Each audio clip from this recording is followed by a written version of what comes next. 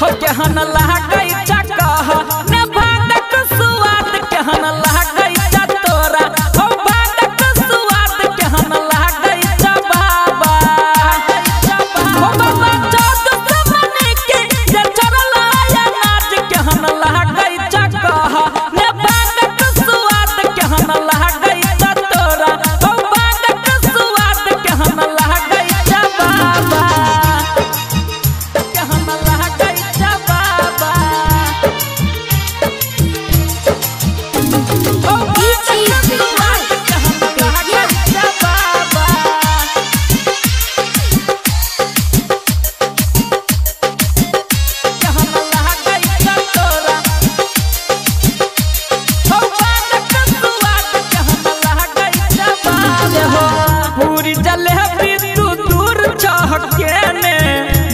धतूर खाके बड़ी चबने ने